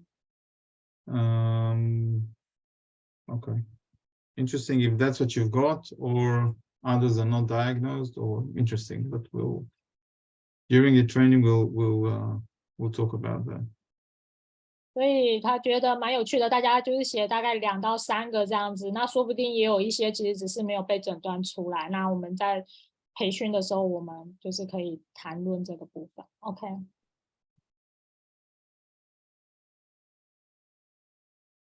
You know, for a lot of kids, especially on the spectrum, most of the kids with apraxia that comes to us are on the spectrum with autism. Around 70%, even more. They're diagnosed with autism, but they've got apraxia, and they're not diagnosed with apraxia, therefore not getting the right treatment. And for them, the first or the basic, the default approach is that they're not going to be verbal. We're going to give them some augmented device, some tool, usually PECs, iPad, something to communicate through, but not going for speech at all. So like it's not an option.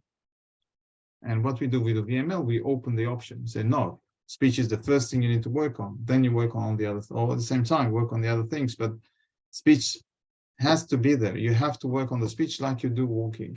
Same thing, no difference.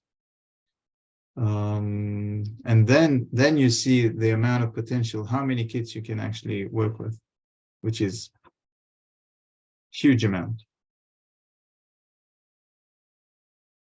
然后就是其实很多就是有自闭症孩子，他们常常也有合并言语使用症。那去到伊拉他们中心的呢，就是大概70% 都是自闭症合并言语使用症，可是他们并没有被诊断为言语失用症，他们被诊断为自闭症这样子。那所以呢，他们得到的治疗也就不会正确这样。那通常给他们的治疗呢，就是给他们 AAC 一些沟通辅具这样子，没有想说要朝向他们 speech 的方向去努力。那 VML 呢，其实会就是说，当他们分析完之后呢，会认为说你其实是需要同时加强 speech 的部分。那就像说你不会走路，你就是要训练走路；那你没有 speech 出来，你就是要训练 speech。那VML 治疗法呢，它是可以就是你会发现说它是可以大量的改变这些孩子，让他们是成为有口语的孩子。OK。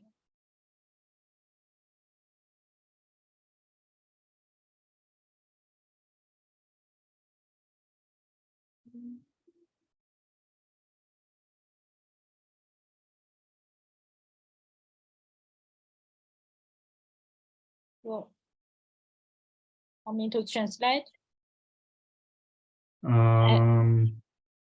Yep.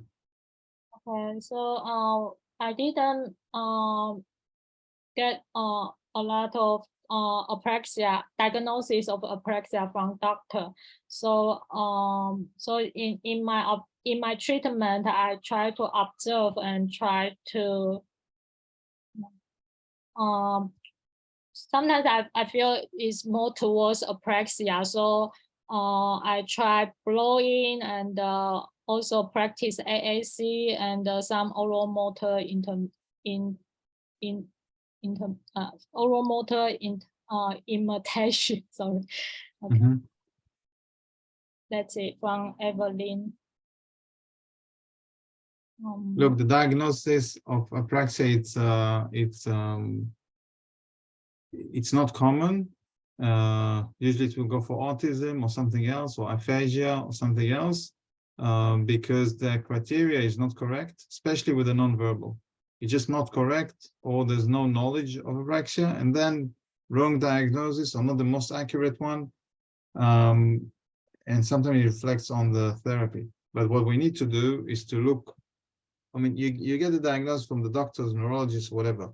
You get it, you read it, but with a critic eye. Okay, you need to look at it because sometimes they're gonna miss things.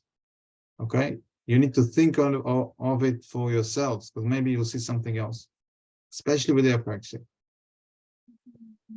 对，所以特别是失用症，其实有时候常常都没有被医生诊断出来这样子，那你必须要自己去分析，然后自己去就是去观察，然后所以就是因为这个是常被miss 掉的。对，Margaret， 你那个好像是有打错，对不对？对，我解释一下，就是会遇到成人言语失用症，大部分也是被诊断的aphasia global aphasia，对，那自己就要去观察是不是apraxia这样子，大概意思这样而已。So I met many adults with apraxia of speech, but they are diagnosed with aphasia, global aphasia. Yeah, global aphasia is the big umbrella of apraxia is within that because aphasia means a problem with language or right. But it's okay. I have got a problem with the language. Okay, well, what's the problem? I've got problems in life. Okay, well, what's the problem? I've got lots. So well, we need to be very accurate with the problem. Aphasia is just a big name. It's not a wrong name. It's a correct name, but it's too big. It's like, let's say I've got a speech delay. Well, speech is delayed. Okay, well, what's the cause for the speech delay? It can be 1, 2, 3, or 4 at the same time. And if you don't pinpoint it and find the right element, then you're just running in circles. You can't really fix the problem unless it's going to be fixed by itself or by accident you hit the right thing. 所以像失语症，它是一个很大的名称，就是表示他语言有问题。可是到底是什么呢？到底是什么造成他语言的问题呢？那你说speech delay 言语迟缓，那这也是一个很大的一个名称。那它到底是什么造成他语言发展迟缓？你必须要真的去找出那个问题，有可能不只是一个原因造成的，但是你必须要去找出来这样子，不然的话，你可能就是会在那边绕，然后一直找不到，一直没有进展，或者是他刚好自己好了，或者是你刚好碰巧做对了这样子。Okay. Right. I give an example for that from the physio field. Someone comes to you with you got a pain in the back. My back hurts. Okay, it can be so many things. Okay, it can come from so many places.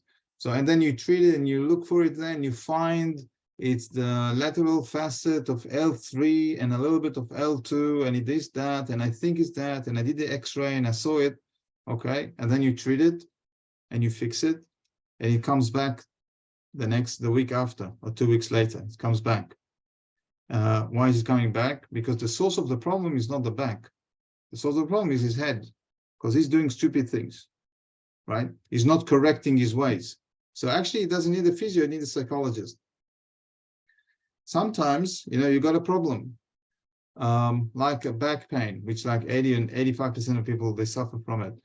And the reason it's not necessarily in the physical one, it can be a mental one. It can be decision-making. It can be your environment. It can be so many things.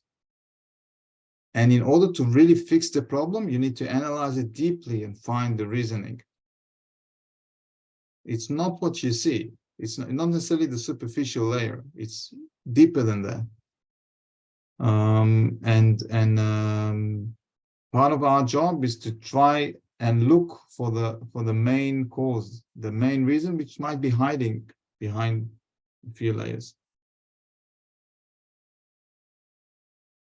然后所以他给你们一个，他给你们一个例子，就是像说患者来说他是背痛这样子，那到底是什么原因造成背痛？可以有很多事情都有可能造成背痛。那有可能这个治疗师呢，就是去照 X 光啊，然后就说哦，他可能是腰椎第2、第3节的那个脊椎出了问题啊，然后呢，所以他就试着治疗他，可是后来呢，他又回来了。然后发现呢，其实你根本没有找到正确的原因。那他其实呢，可能是他在他其实是可能是他的想法，他的大脑是有问题的。他需要的其实是心理师，而不是物理治疗师这样子。那所以说你必须呢就是去找出来说到底是什么原因，你必须要很深入的去分析这样子。有些原因呢，可能是隐藏在比较深的地方，你需要去找出来。Okay.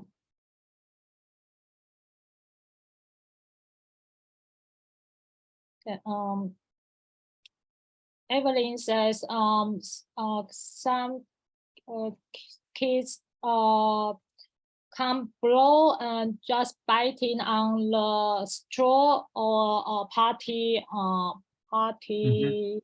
thing. Okay. Yeah, whistle. Yeah.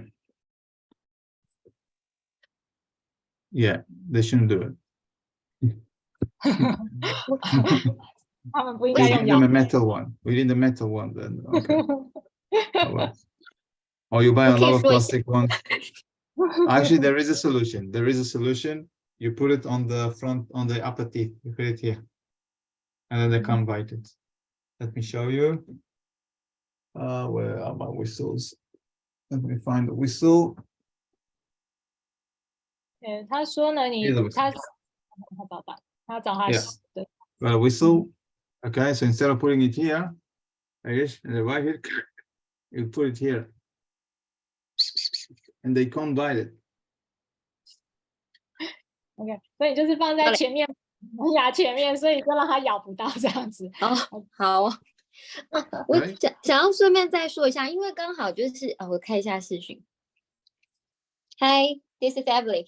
就是刚好就是那手上的那个就是那是也是自闭症的孩子，然后我怀疑他是失用症，但目前他就是口腔比较敏感这样子。然后我其实还在，因为家长就有说，其实他没有办法刷牙，因为其实刷牙是就是很挣扎、很痛苦的一件事情。然后所以我想要就是试着，比如说去用手法去辅助他，要发出一些声音。可是其实我没办法碰他，刚开始没办法碰他的脸，然后所以我就先从就是一些可能像减敏感这件事情开始做，然后目前就是可以做到就是脸颊跟就是两侧就是双颊这样，可是嘴唇这边其实都还不能碰触啦，对，然后它就是一个我怀疑就是我会怀疑它是失用症，就是因为它其实就是只有在我按完之后才比较可以发出一些声音，可是平常我怎么样就是示范之后，它其实都不太能发出声音这样子，对。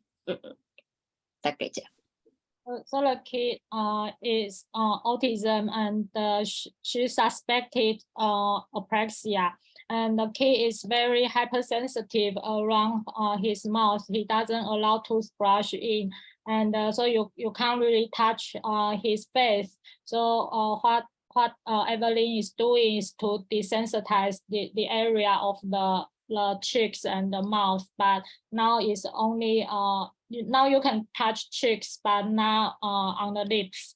So after oral massage, she started producing some sounds. So she suspect the kid has apraxia because of that.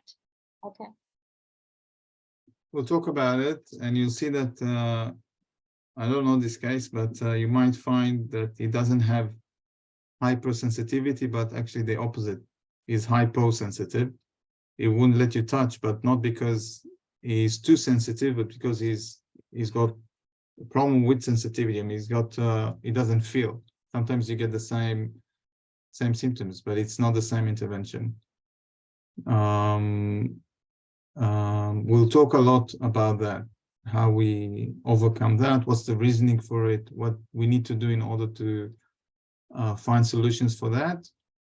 Though in most of the cases, sensory is not the main obstacle. It's not the obstacle. The obstacle is the planning, not the sensory. So because even if you do a lot of sensory work, you won't get improvement in the speech. You need to work on the speech in order to get the speech.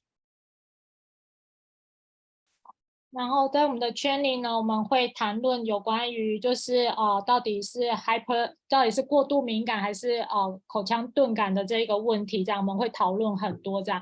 那有时候呢，其实你的孩子可能不见得是过度敏感，反而是口腔过度钝感。那你会看到同样的表现这样子。那我们在 training 的时候会详细的去讨论这一个部分。那你呢因为他如果是 apraxia 的话呢，你其实必须就是去做他 speech 的部分，你才能够得到 speech。如果你只是单做 oral massage 这些的话呢，其实是没有办法就是带他往前这样子。然后还有就是说，如果是口腔过度敏感跟口腔过度钝感呢，他们的处理方式会是不一样的。OK。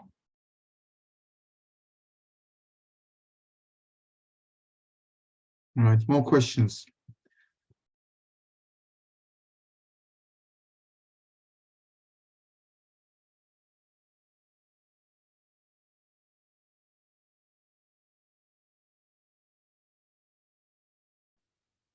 All right. I think we'll finish it for today, but I think it was really fruitful in terms of presenting and your questions. Very good questions, and I think good direction. So we're gonna have a lot of fun in training. So we're gonna meet here in, I think, 1 month from now. In between, if you've got questions or ideas or whatever, we can put it in the group, in our line group, so we can discuss it there, and keep doing all the lessons, the background lessons towards the training. Okay, because that will give you a good background, so we won't skip it, but we can do it much faster and go into other areas. 好，那今天就是很谢谢大家，然后就是今天就是他就是有带给大家一些VML 的这些简介，然后大家也有很好的讨论这样子。那如果你们有任何问题呢，就是可以继续在那个我们的 LINE group 里面继续问这样子。那就是到我们真正的 training 还有1个月的时间，那你们就是继续做那个My VML Train 里面的那个 background， 就是背景知识的那一个部分这样子。那我们到 training 的时候，我们还是会带那个部分，只是可能会快速一点这样子。OK。All right. So thank you, Elaine, Penny, for organizing that. And all right, we'll speak very soon. And that's it. See you all in a month. 对，好，那就是再次谢谢医生，就是我，然后跟佩如这样子。那我们就是1个月后见，谢谢大家。All right. See you. 谢谢， Bye bye. 拜拜，拜。